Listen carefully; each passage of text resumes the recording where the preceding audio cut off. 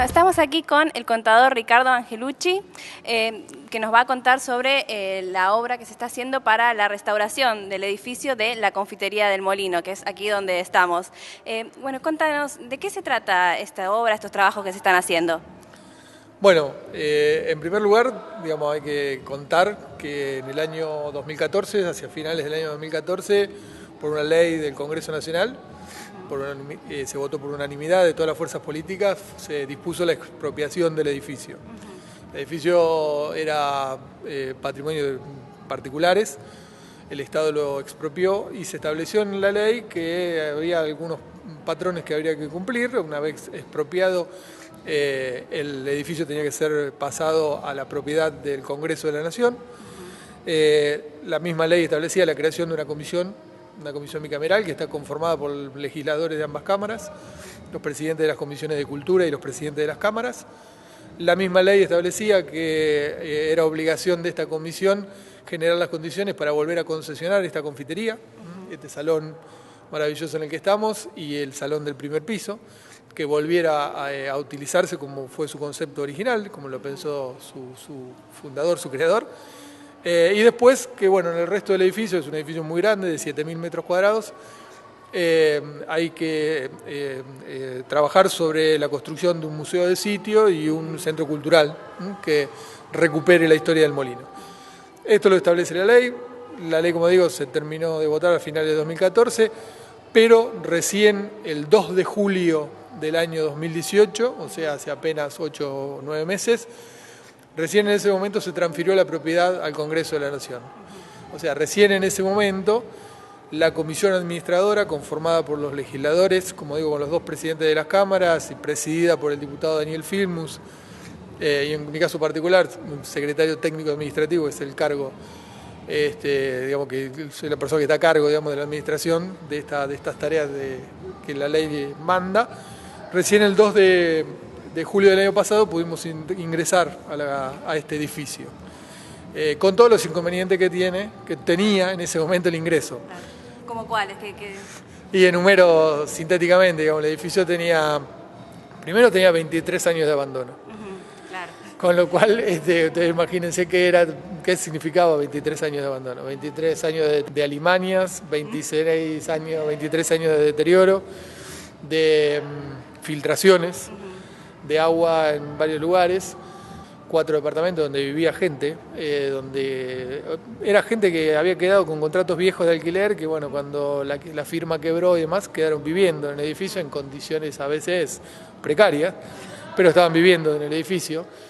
Y bueno, y además, como en los últimos tiempos el edificio había tenido una protección de andamios, había sido utilizado el andamio para ingresar al edificio, con lo cual tenía muestras de vandalismo importante adentro, más bueno, deterioros importantes de mobiliario o de broncería, que es lo que mayoritariamente fue saqueado del edificio. Así que recién a partir de ese momento empezamos esta tarea que hoy parece impensada cuando uno entra a este salón y ve las luces y algunos de los bienes, como ese reloj que tengo a mis espaldas o como los vitrales que están iluminados. Parece mentira o parece un sueño, porque en el momento que entramos en julio del año pasado, la verdad que las condiciones de deterioro que tenían cada uno de estos bienes era importante, muy importante. En algunos casos hasta no se veía, de hecho el reloj parecía que no estaba, porque estaba con toda su esfera sucia o oxidada, ¿no? Así que bueno, esa fue la tarea que tuvimos que empezar y bueno, acá estamos. Es difícil explicarle a la gente que ve esto ahora todo lo que pasó en estos poquitos meses que estamos. Yo contaba que el 2 de julio, que el año pasado entramos con 3 celulares, con las linternas de 3 celulares y una pequeña linterlita, con cascos y enfocando hacia abajo y caminando, paso de astronauta, porque el piso estaba lleno de agua, de hierro, de colchones, de excremento, de alimañas y de todo lo que se imagine, de maderas, de trozos de madera tirados de todo tipo. E incluso muchos de los espacios que ahora vemos, que son amplísimos, estaban tabicados, o sea, había como separaciones en las cuales maderas o pedazos de cosas que separaban y uno no veía que si al otro lado había un abismo o había un espacio para pasar. Bueno, ese era el estado del edificio, no solo de esta planta baja, sino en el salón de la planta superior, que era el que más afectado estaba porque era el que era más fácil de acceso por los balcones. Entonces ese era el donde había habido más cuestiones de intrusamiento y de saqueo. Entonces, digo, ese era el estado de situación en el que entramos. Y bueno, a 8 meses vista, poder caminar, disfrutar y además tenerlo relevado como lo tenemos relevado. Hoy tenemos los 7.000 metros del edificio relevado, porque otra cosa anecdótica que había es que no había planos. Porque los planos, los múltiples planos que hay, digo, no es que no había, pero de los múltiples planos que había no reflejaban el estado constructivo del edificio, ni en sus dimensiones, ni en todos sus espacios. Ha habido espacios que se han ido incorporando o ampliando o de un espacio haciendo dos, y no estaba reflejado en ningún plano. Entonces, bueno, todo este tiempo también otra de las tareas fue reconstruir el proyecto de los antiguos arquitectos para saber cómo intervenir en cada uno de los espacios. Claro. Bueno, y el reloj mismo ahora ya está restaurado, nos contabas, ¿no? Sí, el reloj es una de las piezas que está restaurada en su totalidad, funciona, pero bueno, tanto el reloj como los vitrales, como todo lo que tiene que ver con la boisería de madera, está siendo trabajado por un grupo importante de artesanos, de expertos, que está trabajando en distintos talleres, porque la intención, más que la intención, la obligación que establece la ley no es refaccionar este edificio para ponerlo en condiciones, sino restaurarlo y conservarlo en lo que fue su espíritu original. O sea, nuestra obligación como comisión es recuperar este edificio en todos sus conceptos, en términos arquitectónicos, pero también en términos culturales, en términos gastronómicos, en términos políticos. Este fue un ámbito muy fértil para la política, muchas de las últimas expresiones políticas, la creación del FREPASO o el Grupo de los Ocho, además tuvieron su expresión en esta confitería, incluso había uno de los grupos que se llamaba Grupo Molino, así que ha sido emblemático para la construcción política y además, bueno, la cercanía de las cámaras le ha dado esta participación constante de legisladores, ¿no? Desde el punto de vista social, digamos, ha sido un punto de encuentro de las familias tradicionales argentinas, pero también de todos los que venían al interior y encontraban en este edificio un emblema para conocer en la ciudad de Buenos Aires. Desde el punto de vista de su gastronomía, ha tenido un desarrollo en su carta, sobre todo el tema de postres y los pan dulces que eran tradicionales hacia fin de año, que tenemos que recuperar.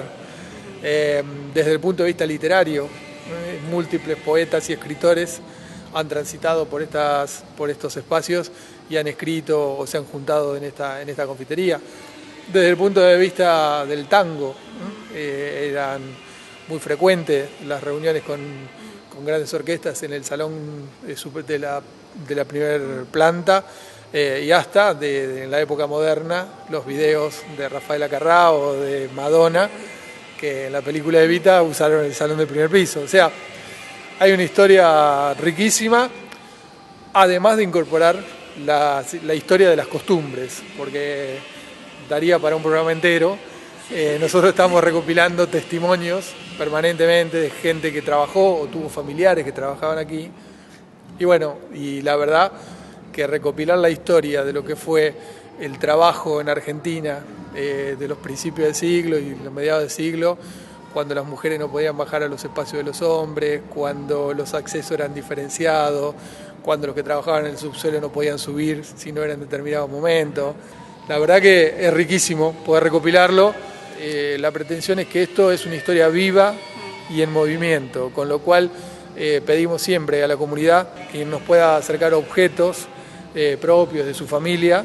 Ya nos han pasado cosas como gente que nos ha traído negativos de la fiesta del casamiento de la abuela, o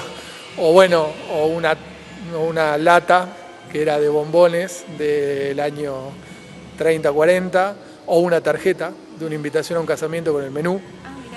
Así que bueno, hay múltiples formas de acercarse y están todos invitados. Perfecto, bueno, una historia fascinante realmente este edificio. Bueno, muchas gracias. por la entrevista. Gracias a ustedes y bueno, como dije, están invitados todos a conocerlo, esperamos abrirlo más asiduamente. Ahora estamos con muchas obras, con lo cual tratamos de reducir la cantidad de visitas. Pero bueno, esperamos antes de fin de año poder organizar esas visitas guiadas que permitan que la gente lo disfrute. Perfecto, estaremos atentos entonces a la invitación.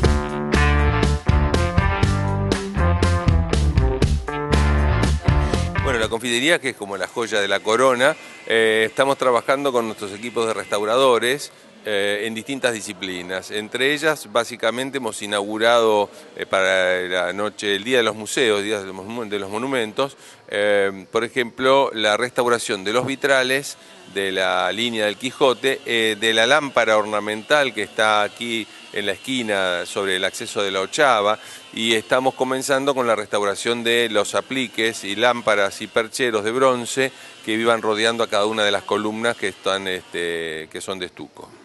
¿Y qué implicaron esos trabajos? ¿Qué tuvieron que hacer? Bueno, básicamente primero una documentación histórica, investigar, hacer cateos, por ejemplo, decapados para ver las distintas capas de pintura o de revestimientos que pudo tener cada uno de estos componentes, especialmente los metálicos. Un desarme de cada una de las piezas de los vitrales, de la lámpara, por ejemplo, de las bolillas también de vidrio y de los elementos de sujeción que habían oxidado por dentro de donde se enlazaban las bolillas, un saneamiento de todos estos elementos por separado, un mapeo de cada una de las circunstancias que había afectado a cada componente y un rearmado siguiendo el plan original para volver a conformar, digamos, la lámpara en su conjunto. Todos los trabajos de restauro tienen que tener esta calidad, es decir, primero no se hace ninguna tarea que no sea verificada. Lo que se hace es primero documentar, cruzar con la historia, analizar los materiales, procesos de laboratorio, y después se hacen como pruebas pilotos sobre cada material, especialmente en algunos lugares ocultos, a ver cómo reacciona el material con el producto químico de limpieza o de decapado que vamos a usar, hasta determinar cuál es el producto más apto para que sea lo menos invasivo posible y lograr recuperar originalmente cada una de las piezas. De las tareas que encaramos con el equipo de restauradores y nuestros asesores de iluminación son los dos elementos curvos que van sobre cada uno de los accesos. Uno que da sobre la avenida Callao y otro que da sobre la propia Ochava de acceso Callao y Rivadavia. Para esto utilizamos equipos LED que mezcla el cálido con el frío para lograr un efecto de luz día, que es una luz muy característica que lo que hace es no virar los colores de la transparencia del vidrio. De esta forma se logra que todo el sistema tenga la misma iluminación en todo el perímetro, cosa que es bastante difícil, y se pueda destacar hacia el interior. Lo que podemos observar aquí en los tres vitrales superiores, que son parte de la serie de Don Quijote de la Mancha, y luego por debajo dos huecos rectangulares, donde allí van dos vitrales que son Art Nouveau y que en este momento están en proceso de restauración. Y esto tiene que ver con lograr que una vez restaurados se iluminen o transiluminen, imaginando que tienen el sol por detrás. Entonces están dando una imagen de cómo fueron pensados originalmente los vitrales, dando un patio que ya no existe más. Esta escalera de un mármol bastante particular, rosado, es una de las últimas incorporaciones que tiene el edificio para la década del 30, que está vinculando el salón de fiesta del primer piso con la confitería. Es muy interesante, hay una historia, incluso hay unos videos en YouTube donde aparece en un videoclip Rafael Acarrá, creo que en los años 70, bajando y tomado de las barandas. Esto nos sirvió, ese video, para capturar un fotograma y ver cómo era la baranda histórica original que ha desaparecido. Hoy hemos colocado una baranda provisoria de hierro, pero en el futuro se pretende recuperar la propia baranda de bronce y tomada el detalle de esta película. ¿Qué trabajos están haciendo aquí en este salón? Bueno, en este caso es una licitación en que se han presentado varias empresas con antecedentes y precio, se ha adjudicado el trabajo, estamos recuperando todos los acabados de cielo raso, de muros, con todo el ornato correspondiente, los cateos de los colores originales, el dorado, por ejemplo, que tienen los ornatos también, las 6 columnas estucadas que se están consolidando, se están sunchando para que pegue las partes que estaban un poco sueltas y se está reintegrando en todas las fisuras y los elementos faltantes con el mismo material original. Aquí se está recuperando el balcón de la orquesta que amenizaba los bailes y las fiestas que se daban en este gran salón, que es el salón principal de la confitería, digamos, que tenía un catering distinto al de la propia confitería, pero muy reconocido en aquella época.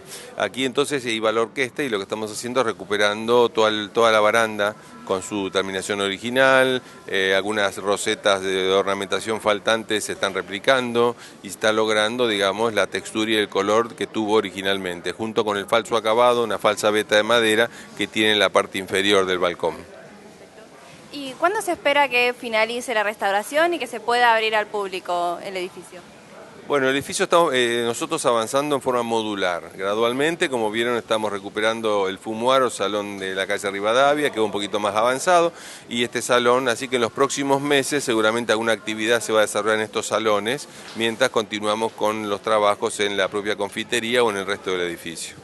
¿Pero hay alguna fecha de finalización o todavía no se sabe cuánto va a llevar el trabajo? No, es un edificio de 5 pisos, casi 7.000 metros cuadrados, con mucha complejidad. En realidad son 3 edificios en uno, ya que el arquitecto Gianotti hace el año 16 unifica edificios precedentes. Funcionaba una confitería de 2 pisos que la transforma en 5 pisos y así, ¿no? Con lo cual todo esto hace que sea de mucha complejidad la intervención y lo vamos haciendo con el apoyo de otros organismos. Por ejemplo, hemos firmado convenio con el Ministerio del Interior, que está colaborando con nosotros en algunas cuestiones técnicas para el diseño de la intervención de la confitería, o con Espacio Público del Gobierno de la Ciudad, que se está ocupando de la licitación del exterior, es decir, de la envolvente edilicia, y estamos comenzando en los próximos días con la torre cúpula. Bueno, muchas gracias, arquitecto. No, gracias a ustedes por la visita.